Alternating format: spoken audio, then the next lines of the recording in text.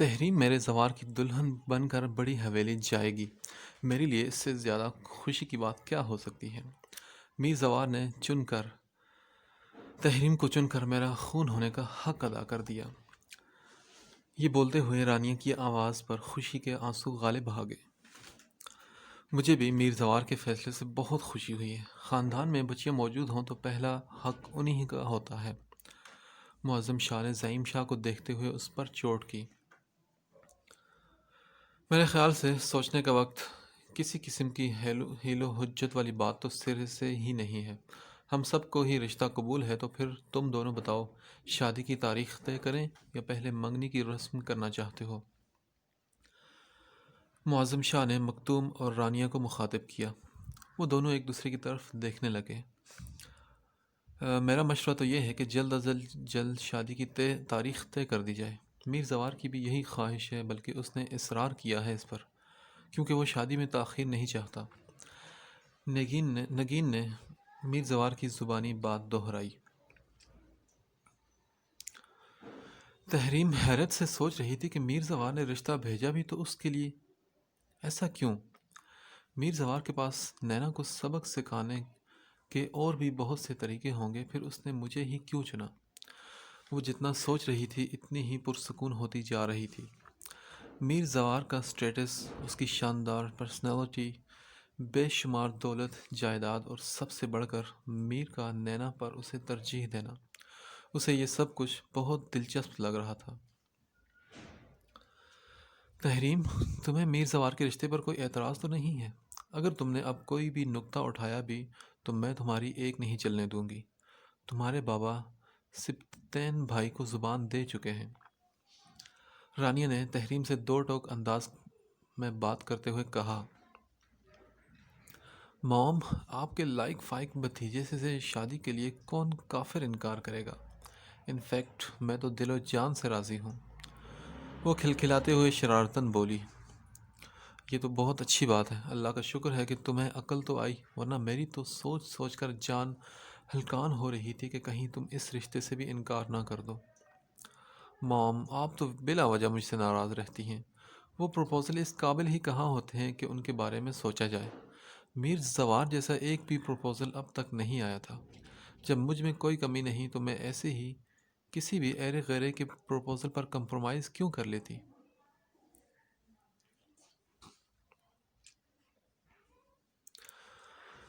نہیں، یہ نہیں ہو سکتا۔ تمہیں ضرور سننے میں کوئی غلط فہمی ہوئی ہوگی۔ میر زوار نے میرا نام لیا ہوگا۔ نینا لب کاٹتے ہوئے بولی۔ نہیں نینا، کوئی غلط فہمی نہیں ہے۔ میر زوار بھائی نے کل رات خود بابا سائیں سے بات کی تھی، اور ان کی ہی ایما پر آج بابا سائیں اور اماں تحریم آپی کا پروپوزل لے کر گاؤں گئے ہیں۔ اروما کی آواز پر نینا کا دل رک کر پوری قوت سے دھڑکا۔ نہیں اروما، وہ میرے ساتھ اتنا بڑا دھوکہ نہیں کر سکتے۔ رومی، انہوں نے مجھ سے نکاح کیا ہے، پھر تحریم آپی سے شادی کیسے کر سکتے ہیں؟ نینا تڑپ کر بولی۔ اس کے دل پر برچھی سے وار ہوا تھا۔ آنکھوں میں میر زوار کے سنگ گزارے حسین لمحات، اس کا مسکراتا چہرہ چکرانے لگا۔ اروما مسلسل بول رہی تھی، مگر نینا کے کانوں میں میر زوار کے آواز میں رس گھولتے ہوئے وعدوں اور قسموں کی آواز سنائی دے رہی تھی۔ نینا، وہ صرف تمہیں اذیت دینا چاہتے ہیں۔ تحریم آپی میں انہیں کوئی دلچسپی نہیں ہو سکتی۔ مگر یہ اذیت دینے کا کیسا انداز ہے؟ شادی رکوا دی، بیچارے سنان کو بھی قتل کروا دیا، زبردستی نکاح کیا، اتنا کچھ کرنے کے بعد بھی کیا انہیں سکون نہیں ملا؟ یہ انتقام کی کون سی آگ ہے جو بجھ کر نہیں دے رہی؟ نینا یہ کہتے ہوئے دکھ سے رو پڑی۔ نینا، تم زاری بھائی کو اس شادی سے روک دو، ورنہ بہت برا ہو جائے گا۔ جب تمہارے نکاح کا راز کھلے گا تو ممکن ہے کہ پرانی دشمنی کا پھر سے آغاز ہو جائے، اور تم جانتی ہو ماضی میں ہمارے خاندانوں کا کتنا نقصان ہو چکا ہے اس دشمنی کی وجہ سے۔ اروما سے نینا سے بات کرنے کے بعد لیونگ روم میں ہی بیٹھی رہی۔ وہ موبائل گیلری میں قید پرانی تصاویر کو دیکھ رہی تھی۔ اس کی پرانی تصاویر میں زعیم شاہ کی تصاویر بھی تھی۔ اروما کو اس پل شدت سے زعیم شاہ کی کمی محسوس ہوئی۔ وہ شاہ کی تصویر پر انگلیوں کی پور کو گھما رہی تھی، تبھی میر زوار دبے قدموں سے چلتا ہوا آیا اور اس کے برابر بیٹھ گیا۔ رومی، ابھی تک جاگ رہی ہو اور یہاں بیٹھی کیا سوچ رہی ہو تم؟ میر زوار نے اس سے پوچھا۔ بھائی، نیند نہیں آ رہی تھی اس لیے نینا سے بات کر رہی تھی۔ اروما، جو اس کی آمد پر بوکھل آ گئی تھی، اس نے جلدی سے موبائل سائڈ پر رکھ کے دھیرے سے جواب دیا۔ اچھا، تم مجھے بتاؤ، تمہارے ساتھ کیا پرابلم ہے؟ کیوں اتنی خاموش رہنے لگی ہو؟ اگر کوئی بات ہے تو مجھ سے شیئر کرو۔ نہیں بھائی، ایسی تو کوئی بات نہیں ہے۔ اروما ان کے پوچھنے پر گڑبڑا سی گئی۔ رومی، میں ساری دنیا کی خبر رکھنے والا بندہ گھاٹ گھاٹ کا پانی پی کر بیٹھا ہوں۔ اپنے گھر، خصوصاً اکلوتی بہن سے بے خبر رہوں گا؟ کیا تمہیں ایسا لگتا ہے؟ اب بتاؤ مجھے، اس خاموشی کو میں کیا سمجھوں؟ تمہاری اداسی اور خاموشی کی اصل وجہ کیا یہی تصویر ہے؟ میر زوار اسے جانچتی ہوئی نظروں سے دیکھ رہا تھا۔ اروما نے گھبرا کر اس کی طرف دیکھا۔ میر زوار نے اس سے پوچھا، کیا زعیم شاہ تم سے وعدہ کر کے مکر گیا ہے یا وہ تمہارے پیار سے سرے سے بے خبر ہے؟ میر زوار کے براہ راست اس سوال پر اروما کا چہرہ شرم سے تب گیا۔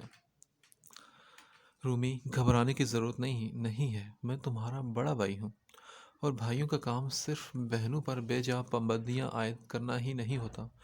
بھائی اچھے دوست بھی ثابت ہو سکتے ہیں۔ تم مجھ پر اعتماد کر کے پوری سچائی سے مسئلہ بتاؤ، میں وعدہ کرتا ہوں اسے حل کروں گا۔ میر زوار اروما کا ہاتھ تھام کر محبت سے بولا۔ اروما اس کے مضبوط ہاتھ کی پیار بھری حدت سے پگھلنے لگی۔ اس نے دھیرے دھیرے بے ہوشی والی رات سے لے کر اب تک کی ساری کہانی میر زوار کو سنا دی۔ تحریم کی حرکتوں پر میر زوار کا خون کھول اٹھا تھا، مگر وہ کمال مہارت سے ضبط کر گیا۔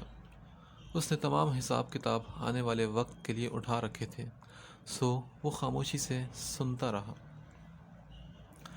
رومی بچے، تم اب بالکل پریشان نہیں ہونا، میں ساری بات سمجھ چکا ہوں اور بہت جلد زعیم شاہ بھی یہ سب سمجھ جائے گا۔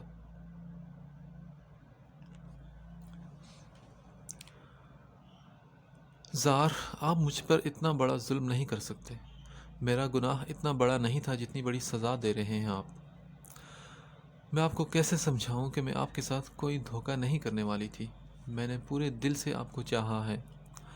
نینا دونوں ہاتھوں سے اس کا چہرہ تھامے شدت جذبات سے لبریز آواز میں بولی۔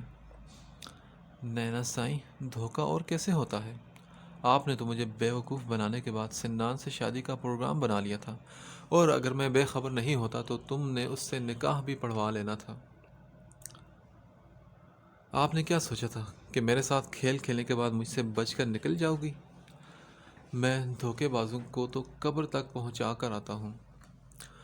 یہ کہتے ہوئے اس کا ایک زبردست قہقہا بلند ہوا۔ میر زوار نے سگریٹ کا بھرپور کش لے کر دھواں اپنے ناک سے باہر نکالا۔ نہیں زار، میں نے سنان سے رشتہ طے ہونے پر آپ سے رابطہ کرنے کی کوشش کی تھی، مگر آپ ہی لا تعلق بنے رہے۔ اب اس میں تو میرا کوئی قصور نہیں، اور آپ تحریم آپی سے شادی صرف مجھے دکھ دینے کے لیے کر رہے ہیں۔ مگر جب پورے خاندان کو ہمارے نکاح کے بارے میں پتہ چلے گا تو کیا ہوگا؟ کیا کبھی یہ سوچا ہے آپ نے؟ نینا نے اسے دھمکانے کی کوشش کی۔ اچھا، سب کو کون بتائے گا؟ کیا تم بتاؤ گی؟ ہاں، میں بتاؤں گی۔ اگر آپ نے میری بات نہیں مانی تو میں سب کو بتا دوں گی۔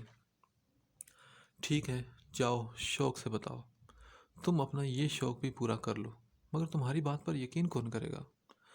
تمہارے پاس تو نکاح کا بھی کوئی ثبوت نہیں۔ نینا کو میر زوار کی بات سن کر شدید جھٹکا لگا تھا۔ وہ بدحواسی سے اس کی طرف دیکھ رہی تھی۔ نینا، تم سب کو بتا دو، لیکن یاد رکھنا میں اس نکاح سے ہی مکر جاؤں گا۔ اس کے بعد جو تمہارے ساتھ ہوگا اس کی ذمہ دار تم خود ہوگی، اور رسوائی اور بدنامی تمہارا مقدر ٹھہرے گی۔ مجھے تحریم نہ ملی تو کوئی بات نہیں، میرے لیے لڑکی کی کوئی کمی نہیں ہے، مگر تمہیں میرے سوا کوئی اور قبول نہیں کرے گا، اس لیے یہ بچپنا چھوڑو اور خاموشی سے میری شادی انجوائے کرنے کی تیاری کرو۔ کیا تم بھول گئی ہو کہ میں تمہارا شوہر ہوں اور میرا ہر حکم ماننا تم پر فرض ہے؟ اگر نہیں مانو گی تب بھی مجھے منوانا آتا ہے۔ میر زوار نے سرد لہجے میں کہتے ہوئے سگریٹ ایش ٹرے میں مسلا، پھر اس کا ہاتھ تھام کر اپنے سینے پر دل کی جگہ پر رکھا اور آنکھیں بند کر لیں۔ نینا، تمہیں مجھ سے محبت ہے تو میرے ہر فیصلے کو دل سے قبول کرو۔ تم میری بے وفائی کا بھی احترام کرو، تب شاید مجھے یقین آ جائے کہ نینا شاہ نے بھی میر زوار سے محبت کی تھی، ورنہ میرے بھروسے کو تو ٹھیس پہنچا چکی ہو۔ میر زوار کسی منجے ہوئے کھلاڑی کی طرح اس کے جذبات سے کھیل رہا تھا، مگر محبت کا مطلب یہ نہیں ہے کہ آپ کھلے عام بے وفائی کریں اور میں وفا کی دیوی بن جاؤں۔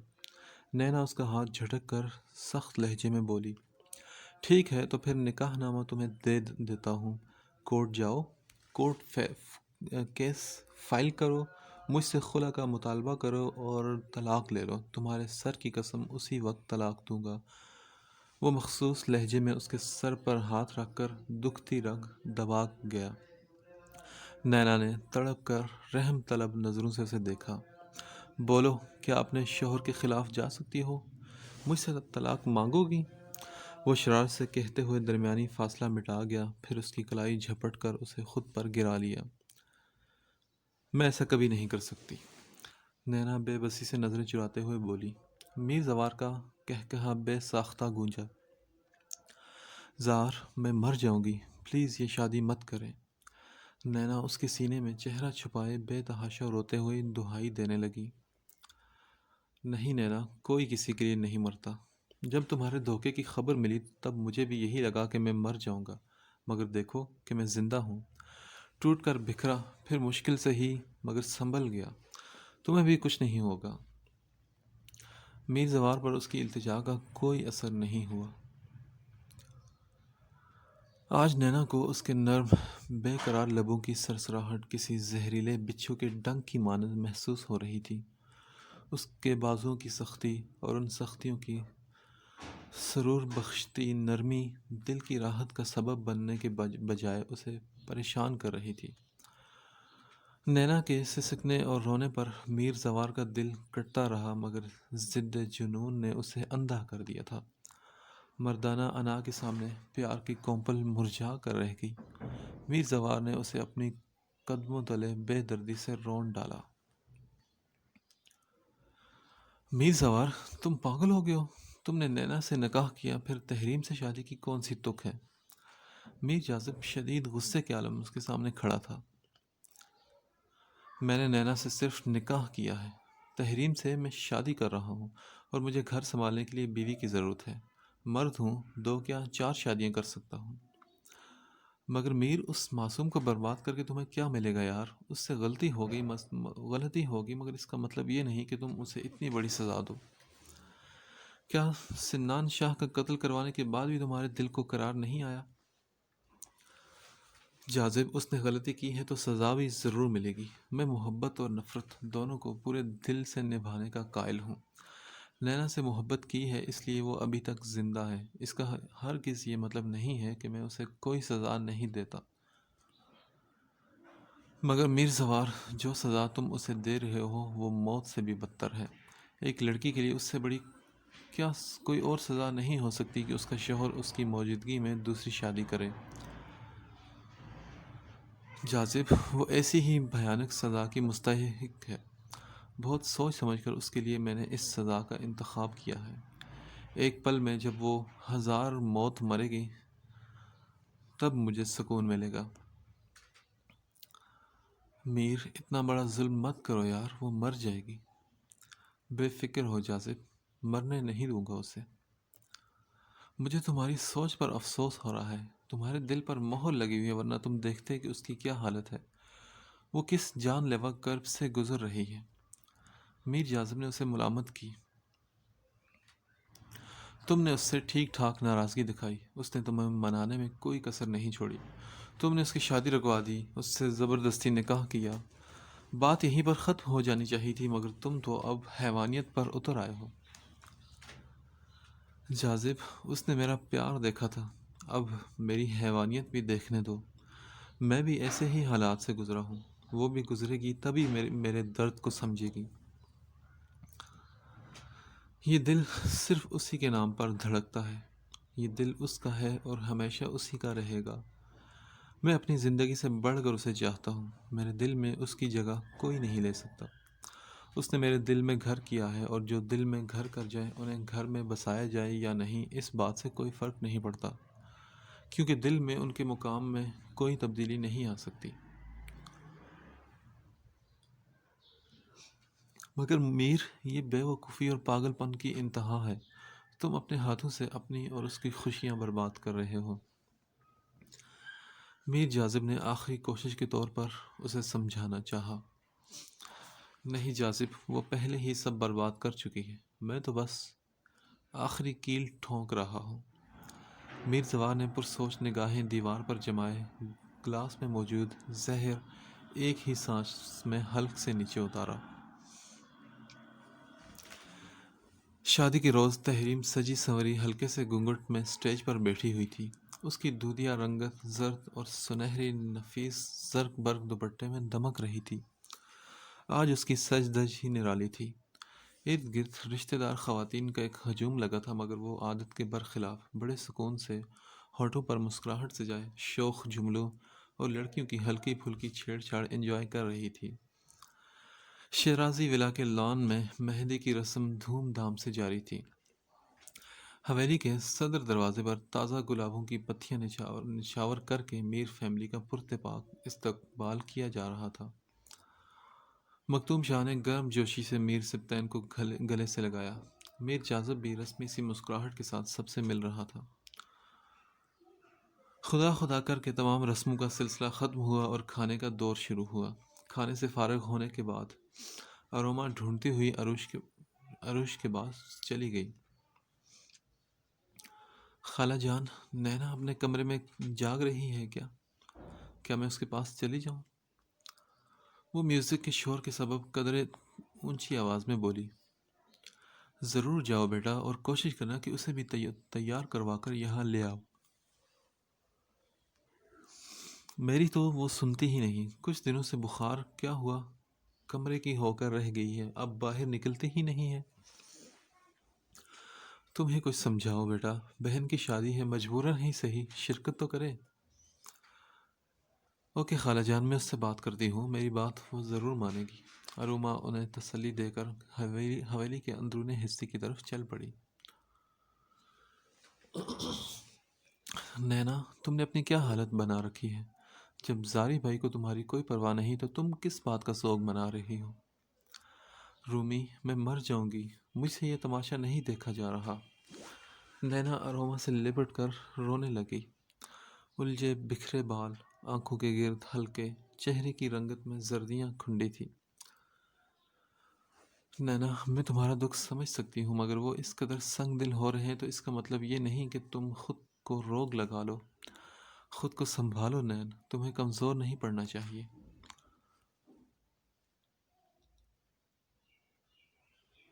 رومی، انہوں نے مجھ سے محبت کی اور میں نے بھی کی، اب وہ مجھے میری غلطی کی سزا دے رہے ہیں تو مجھ پر واجب ہے کہ میں دل و جان سے ان کی دی ہوئی سزا کو بھگتوں۔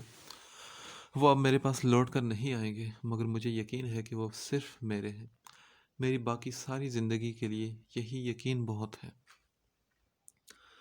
نینا کی دھیمی آواز میں تفصیلی جواب پر اروما دنگ رہ گئی۔ نینا اسے حیرت زدہ چھوڑ کر نظریں چراتے وہاں سے چلی گئی۔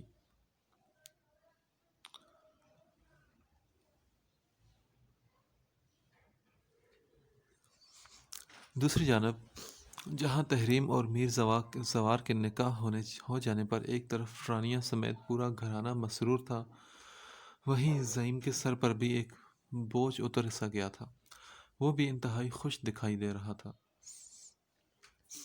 میر زوار کے اسٹیج پر پہنچتے ہی رانیہ نے اس کے سر کی بلائیں لیں، پھر اس کی پیشانی چوم کر تحریم کے ساتھ بٹھایا۔ میر زوار نے ایک نظر تحریم پر ڈالی جس کے ہونٹوں پر شرمیلی مسکان رقصاں تھی، مگر میر کی نظروں کو جس کی تلاش تھی وہ کہیں نظر نہیں آ رہی تھی۔ رانیہ ضروری رسمیں ادا کرنے لگی۔ اسٹیج پر موجود سبھی موجود تھے سوائے اس کے۔ میر زوار وہاں ہو کر بھی وہاں موجود نہیں تھا۔ اس کا دل تو صرف ایک کے لیے ہی دھڑکتا تھا، وہ تحریم کے پہلو میں بیٹھ کر بھی اس کا نہیں تھا۔ وہ اس بات سے باخبر تھا کہ نینا ہال میں موجود ہے، مگر نظروں سے وہ دور تھی۔ عورتوں کے ہجوم میں بڑی دقت کے بعد اسے نینا کی موہنی صورت کی جھلک نظر آنے پر میر زوار کے لبوں کو زخمی مسکراہٹ نے چھوا۔ وہ بھی اسی کو دیکھ رہی تھی۔ چند ساعتوں کے لیے وقت ٹھہر سا گیا۔ نینا نے بمشکل نظروں کا زاویہ بدل کر رخ پھیرا۔ اس ایک نظر میں کیا تھا؟ اس ایک نظر میں کیا کچھ نہیں تھا۔ تیرا ہاتھ کل تک میرے ہاتھ میں تھا، تیرا ہاتھ کل تک میرے ہاتھ میں تھا، تیرا دل دھڑکتا تھا دل میں ہمارے۔ یہ مخمور آنکھیں جو بدلی ہوئی ہیں، کبھی ہم نے بھی ان کے ہیں صدقے اتارے۔ کہیں اب ملاقات ہو جائے ہم سے، بچا کر نظر گزر جائیے گا، جینا ہے اب مجھ کو تیرے بنا۔ میر زوار کے دل پر زبردست چوٹ لگی تھی، اندر ایک طوفان برپا ہو گیا تھا۔ اس پورے تماشے میں پہلی بار اس کی مخمور آنکھوں میں گہرے ملال کی سلگتی آگ دہکی تھی۔ نینا نے دوبارہ اس سے نظر نہیں ملائی، مگر پورے دورانیے میں وہ ایک پل کے لیے بھی اس کے چہرے سے نگاہ نہیں ہٹا سکا۔ میر زوار کا ضدی دل سینے میں سر پٹخ کر احتجاج کرنے لگا۔ اس کا بس نہیں چل رہا تھا کہ سب کچھ تہس نہس کر ڈالے اور نینا کا ہاتھ تھام کر اسے کہیں بہت دور لے جائے، جہاں سب کچھ ہو مگر کم از کم اس کی انا، اس کی ضد کا نام و نشان بھی نہ ہو۔ لیکن اب بہت دیر ہو چکی تھی۔ تیر کمان سے نکل چکا تھا۔ شدید چاہت کے باوجود بھی میر زوار اپنی سوچ پر عمل پیرا نہیں ہو سکتا تھا، کیونکہ یہاں سے ان کے راستے ہمیشہ کے لیے جدا ہو گئے تھے۔ وہ دونوں منزل پر پہنچنے کے باوجود بھی نامراد رہے۔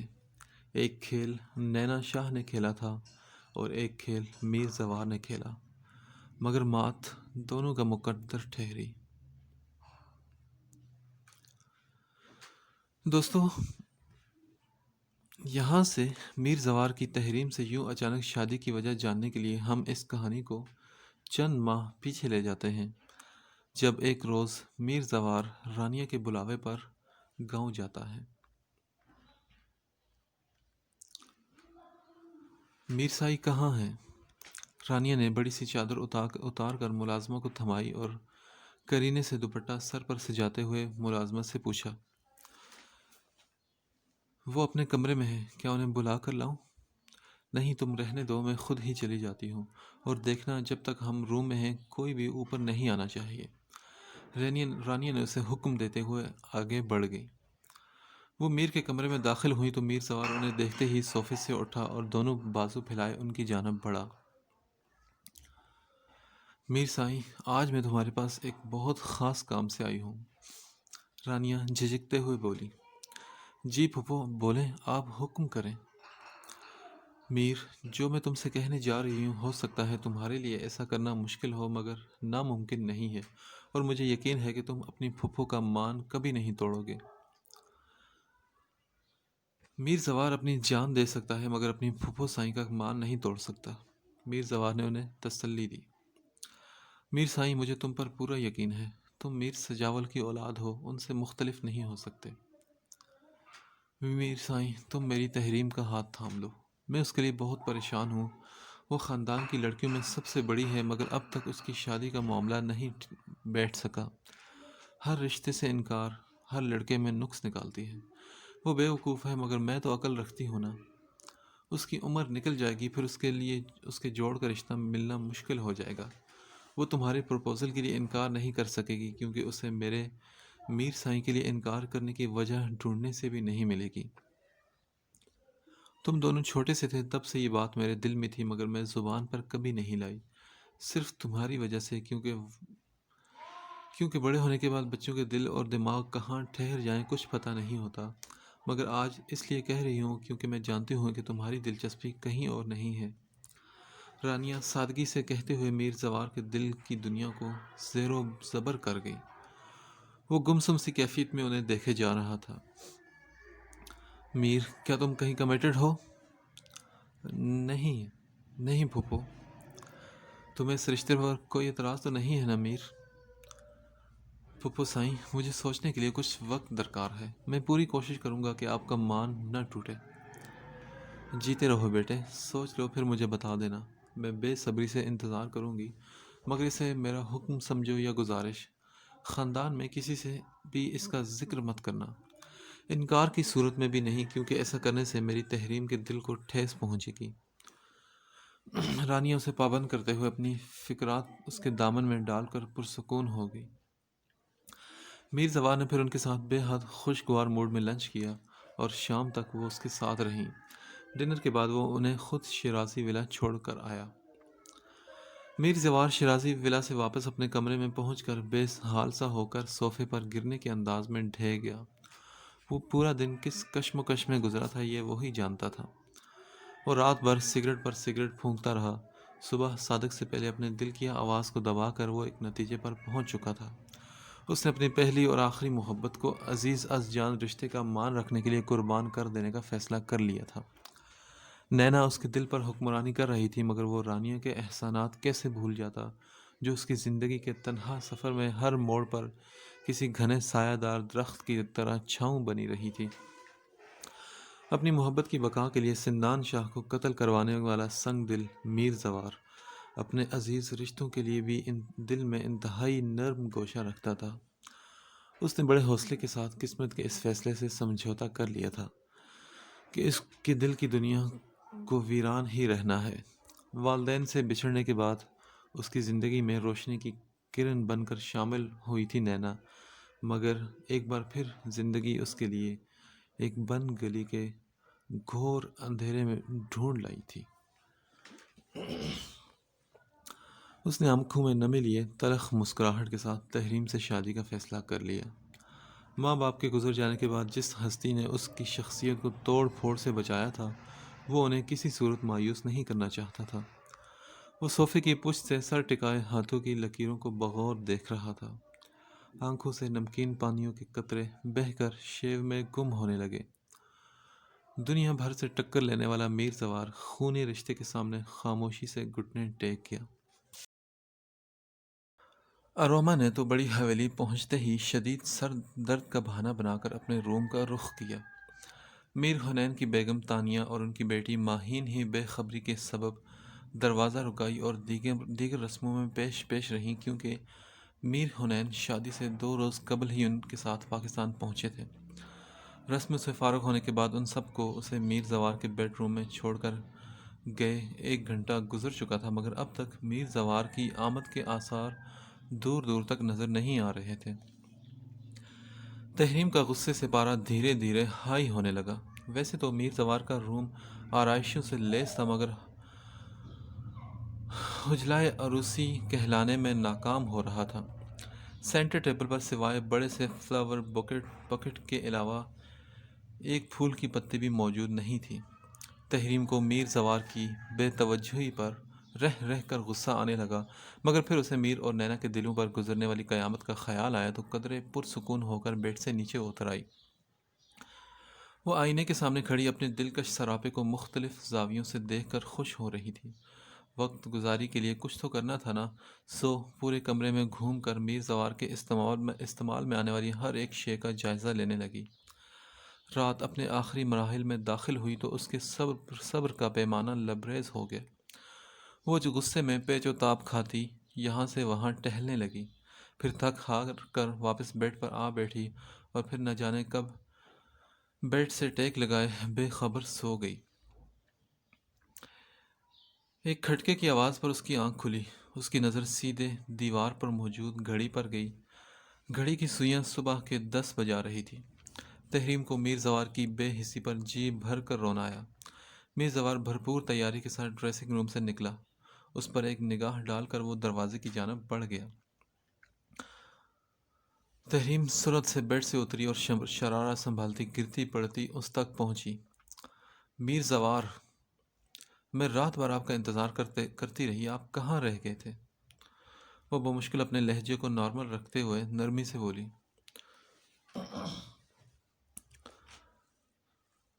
تمہارے باپ معظم شاہ نے نکاح نامے میں حویلی کے ساتھ یہ تو نہیں لکھوایا تھا نا کہ میر زوار بھی حویلی میں موجود رہے گا؟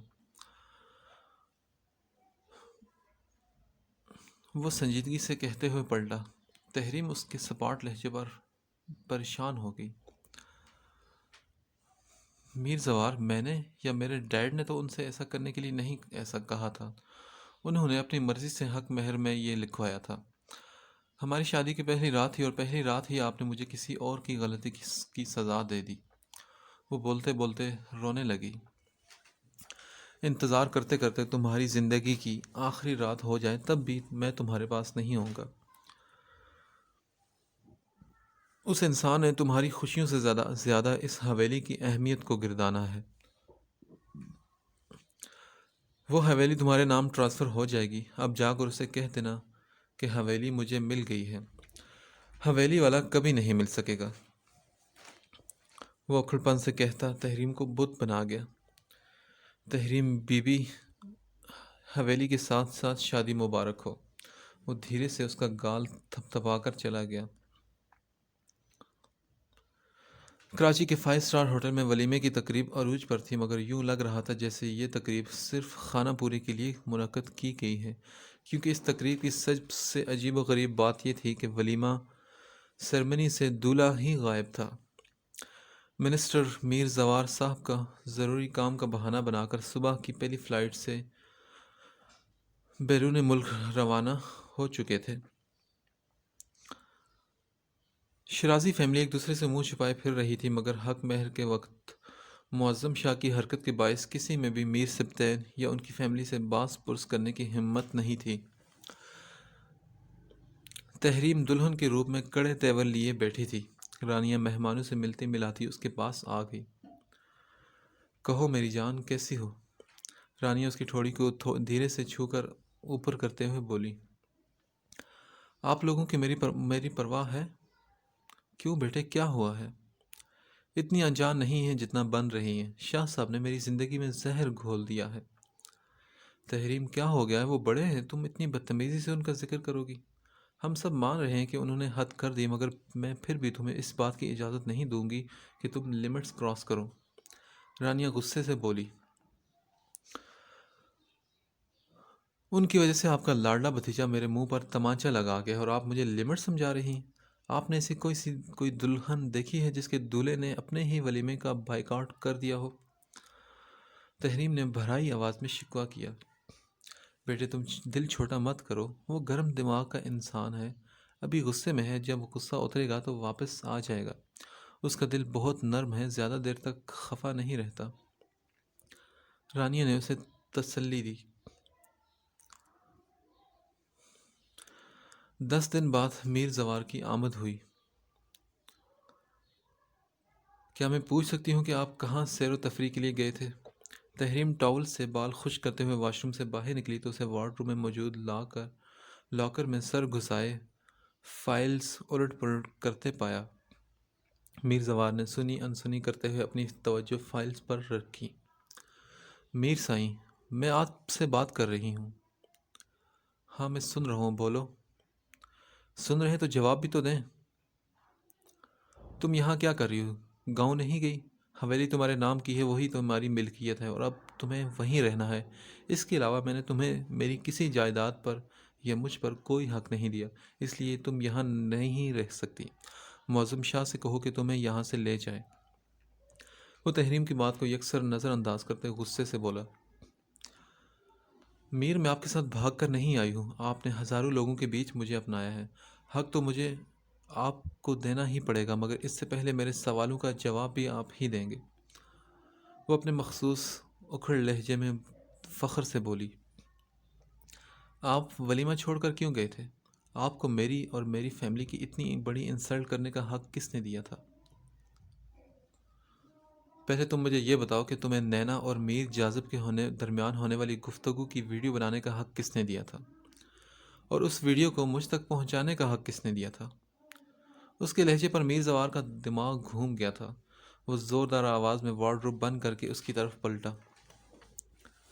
کون سی ویڈیو؟ کیسی ویڈیو؟ آپ کس ویڈیو کی بات کر رہے ہیں؟ تمہاری ویڈیو۔ تم نے فیک اکاؤنٹ سے ویڈیو کسی سڑک چھاپ انسان کو نہیں، مجھے بھیجی تھی۔ ایسے اکاؤنٹ کی انفارمیشن نکلوانا میرے لیے چٹکی بجانے کے برابر ہے۔ میں خاموش رہا تو صرف پھپھو کی وجہ سے، ورنہ جس دن تمہاری حرکت کا پتہ چلا اسی وقت تمہارے ہوش ٹھکانے لگا دیتا۔ تم نے اس کی شرارت کو میری نظر میں گناہ بنا دیا۔ کیا ہو جاتا اگر تم یہ گھٹیا حرکت نہیں کرتی؟ وہ میری محبت تھی۔ آج وہ اس گھر میں میرے پاس موجود ہوتی، مگر تمہاری لگائی ہوئی آگ نے اسے مجھ سے ہمیشہ کے لیے دور کر دیا۔ اتنا سب کچھ کرنے کے بعد اگر تمہیں یہ لگتا ہے کہ میں تمہیں تمہارا حق دوں گا تو یہ تمہاری سب سے بڑی بھول ہے۔ تم نے میری نینا سے اس کی خوشیاں چھینے ہیں، تمہیں بھی خوش رہنے کا کوئی حق نہیں۔ وہ دبے ہوئے لہجے میں انگارے چباتے ہوئے غصے سے بول رہا تھا۔ اچھا، اب میں سمجھی کہ اپنی ناکام محبت کا بدلہ لیا جا رہا ہے مجھ سے۔ آپ اس نینا کے لیے میری توہین کر رہے ہیں جو آپ کے جذباتوں کے ساتھ کھیل رہی تھی۔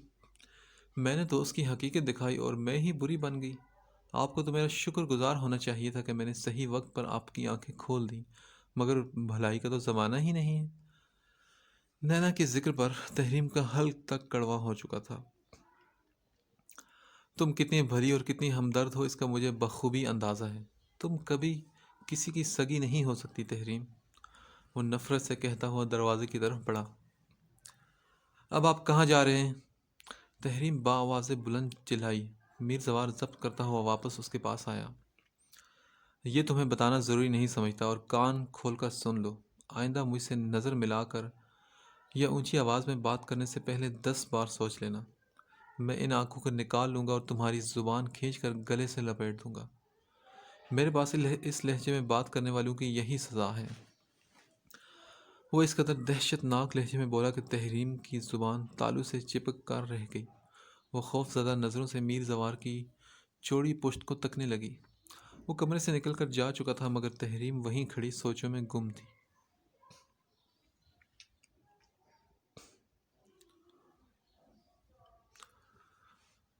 تم نے نینا کے بارے میں کیا سوچا ہے؟ آخر کب تک اس بیچاری کو سزا دو گے یار؟ مجھے اس سے نظر ملاتے ہوئے شرمندگی ہوتی ہے۔ کئی دن گزر جاتے ہیں، اس سے بات تک نہیں کر پاتا۔ میر جاذب نے ڈرائیونگ کرتے ہوئے میر زوار سے پوچھا۔ ہاں، میں سوچ رہا ہوں کہ جلد از جلد اسے گھر لے آؤں، مگر اس لیے خاموش ہوں کہ اس کو گھر لانے والا راستہ کافی خاردار ہے۔ اس راستے کو صاف کرنے کے لیے خاص موقع کا انتظار تھا، مگر لگتا ہے کہ اب وہ وقت آ چکا ہے۔ فی الحال ایک مسئلے میں الجھا ہوا ہوں، اس سے نمٹ لوں، پھر پھپھو سائیں کو اعتماد میں لے کر ساری سچائی بتا دوں گا۔ میر زوار کی آنکھوں میں شفاف چمک ابھری، نظروں کو ونڈو اسکرین پر جمائے آہستگی سے بولا۔ اب کیا کرنے والے ہو تم؟ کچھ بھی کرنے سے پہلے کم از کم مجھے تو بتا دیا کرو، ایسا نہ ہو کہ جذبات میں پھر کوئی غلطی کر بیٹھو۔ وہ فکر سے بولا۔ پریشان مت ہو، وقت آنے پر تمہیں بھی پتہ لگ جائے گا۔ آج تک تم سے کوئی بات چھپائی ہے کیا؟ ہاں، نہیں چھپائی، مگر پھپھو کو تمہارے پہلے سے شادی شدہ ہونے کا سن کر بہت دکھ پہنچے گا۔ کیا کر سکتا ہوں یار، مجبوری ہے، سچ بتائے بغیر بھی گزارا نہیں ہے۔ نینا میری پہلی بیوی ہے، میرے دل کو اس کے بغیر قرار نہیں ملتا۔ دل پر پتھر رکھ کر اسے دور رکھا ہے، ورنہ وہ دل کی طرح میرے گھر میں بھی موجود ہوتی۔ وہ جب روتی ہے تو اس کی آنکھوں میرے دل پر گرتے ہیں۔ اسے دکھ میں دیکھ کر میرا دل خون کے آنسو روتا ہے۔ میں بہت حیران ہوں کہ میرے جیسے کمینے کی کون سی ادا اللہ کو اتنی بھا گئی جو اس نینا کو میرے نصیب میں لکھ دیا۔ وہ اتنی معصوم ہے کہ اپنی محبت کی سچائی ثابت کرنے کے لیے میری دوسری شادی کو بھی قبول کر گئی۔ وہ میری ہر زیادتی پر صبر کر گئی یار۔ میر زوار کی آواز میں دکھ بول رہا تھا، اس کی آنکھوں کے گوشے تیزی سے بھیگنے لگے۔ میر، اس سے بہتر ہوتا اگر تم پہلے ہی انہیں سچائی سے آگاہ کر دیتے تو یہ نوبت یہاں تک پہنچتی ہی نہیں۔ وہ بھی ایک عذاب مسلسل میں مبتلا ہے اور تمہیں بھی کون سا سکون حاصل ہے؟ میر جاذب خفگی سے بولا، سچائی سے آگاہ کرنا میرے لیے اتنا آسان ہوتا تو کر دیتا، مگر میں نہیں کر سکتا تھا۔ وہ پہلی بار مجھ سے کچھ مانگ رہی تھی، انکار کا سوال ہی پیدا نہیں ہوتا تھا، اور پہلی شادی کا سن کر، بالخصوص نینا اور میرے نکاح کے بارے میں جان کر، کبھی بھی میری پھپھو راضی نہ ہوتی، اور میں کسی بھی صورت انہیں خالی ہاتھ نہیں لوٹانا چاہتا تھا، اس لیے اس حقیقت کو پوشیدہ رکھنا پڑا۔ میر جاذب نے ایک افسوس بھری نظر اس کے گمبھیر سنجیدہ چہرے پر ڈالی۔ اسے میر زوار پر انتہائی غصہ تھا، مگر اب اس سے ہمدردی محسوس ہو رہی تھی۔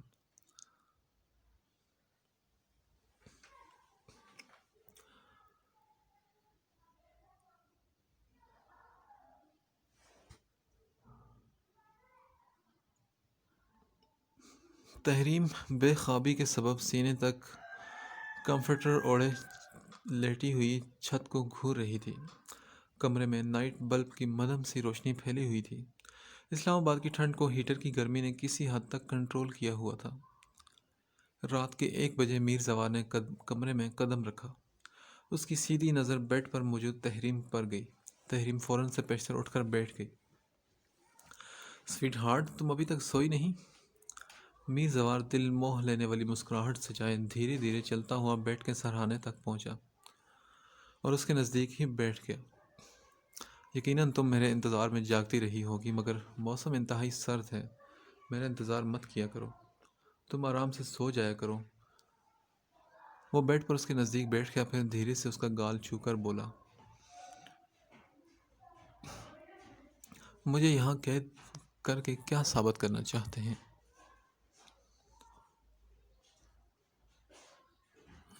کب تک مجھے جانوروں کی طرح یہاں بند رکھیں گے؟